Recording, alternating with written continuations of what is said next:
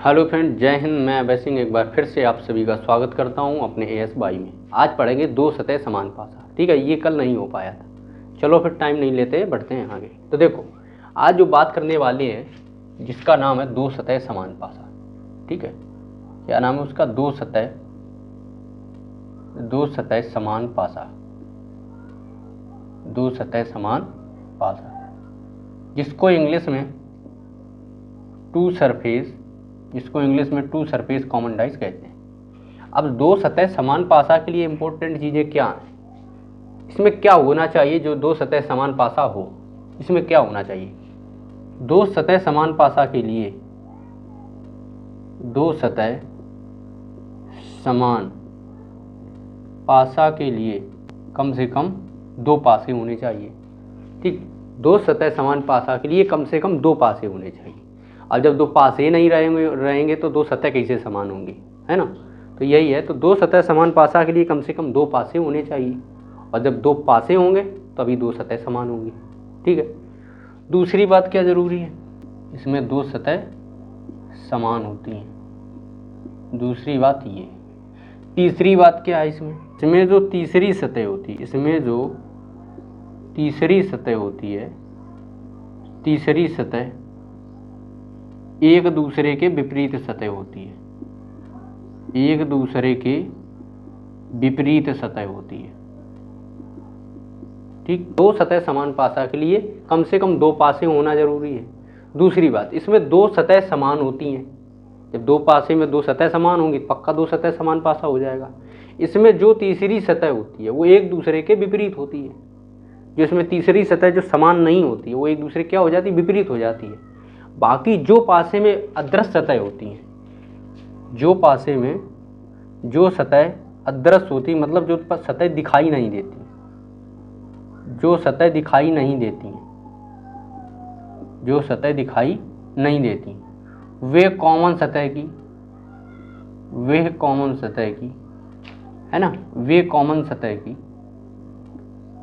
सतह की विपरीत होती हैं। वो कॉमन सतह की विपरीत होती हैं। मतलब इसमें ये जो ये चार पॉइंट दिए हैं मैंने कि दो सतह समान पासा में कम से कम दो पासे होना जरूरी है। दूसरी बात, दो सतह समान तभी होंगी जब कम से कम दो पासे होंगे। तीसरी बात, दो से तीन भी हो सकते तब भी दो सतह समान है तो दो सतह समान पासा बोला जाए। इसमें जो तीसरी सतह एक दूसरे के विपरीत होती है, जो तीसरी सतह होती है वो एक दूसरे के विपरीत होती है। अभी डाइस से समझेंगे। जो सतह दिखाई नहीं देती वो कॉमन सतह की विपरीत होंगी, उनकी विपरीत होंगी। चलिए तो आगे बढ़ते हैं। देखो, तो अब हम लेते हैं एग्जाम्पल। हम लेते हैं दो पहले पासा। ठीक है, हम एग्जाम्पल में दो पासा लेते हैं और जो ये चार स्टेप दिए हैं, चार स्टेप को कंफर्म करते हैं। जैसे मान लो मैंने दो पासा ली, एक पासा मैंने और लिया, ये मैंने दो पासे ले लिए। ये डब्बा लग रहा होगा ना, चलो डब्बा ही को पासा मान लो। दो पासे लिए, एक पासा मैंने और लिया। एक पासा मैंने लिया 4, 3, 1। ठीक, अब समझो बात को। क्या है? दो समान सतह समान पासा के कम से कम दो पासे हों, दो सतह समान होंगी तभी। देखो, दो पासे हैं, दो सतह समान पासा के कम से कम दो पासे हों। मतलब देखो यहाँ पे दो सतह, दो पासे हैं। आपका दो सतह समान, इसमें दो सतह समान होती है। देखो दो सतह, ये सतह और इसमें एक ये सतह। यहाँ पे 4 है तो यहाँ पे भी 4 है, और यहाँ पे 3 है तो यहाँ पे भी 3 है। तो इसका मतलब यहाँ पे दो देखो सतह इसमें है, दो जो ये इसमें है, ये दोनों एक दूसरे के कैसे हैं? समान है। बिल्कुल समझ में आया? तो इसमें क्या है? ये एक दूसरे के समान है, तो इसमें दो सतह समान है। ठीक है, इसमें जो तीसरी सतह होती है एक दूसरे के विपरीत होती है। अब जैसे क्वेश्चन कर दे कि दिए हुए दो पासे में एक का विपरीत क्या होगा। मान लो कह दिए, यहाँ पे क्वेश्चन हमें कर रहे हैं, यहाँ पे कर रहे हैं दिए हुए पासे में एक का विपरीत होगा। बताओ, दिए हुए पासे में एक का विपरीत होगा। तो अब हमने क्या कर बताया था कि जब भी पासे में किसी का विपरीत निकालना हो, नहीं क्लॉकवाइज में लिख लेते हैं। क्लॉकवाइज का मतलब घड़ी की दिशा में, ऐसे चलेंगे, ऐसे चक्कर लगाएंगे। और कहाँ से लगाएंगे? जहाँ से कॉमन होगा। तो कॉमन कहाँ से हो रहा है? 3, 4, 6। क्या कॉमन होगा? 3, 4, 6। ठीक, इसमें क्या कॉमन हो रहा है? 3, 4, 1। क्या होगा? 3, 4, 1। तो जो नंबर सेम होंगे वो तो एक दूसरे कॉमन होंगे। तो यहाँ पे ये तो दोनों कॉमन होंगे। कहा एक का विपरीत क्या होगा? तो एक का विपरीत देखो 6 होगा, क्योंकि एक के सामने 6 आ रहा। तो 1 का विपरीत क्या हो गया, 6 हो गया।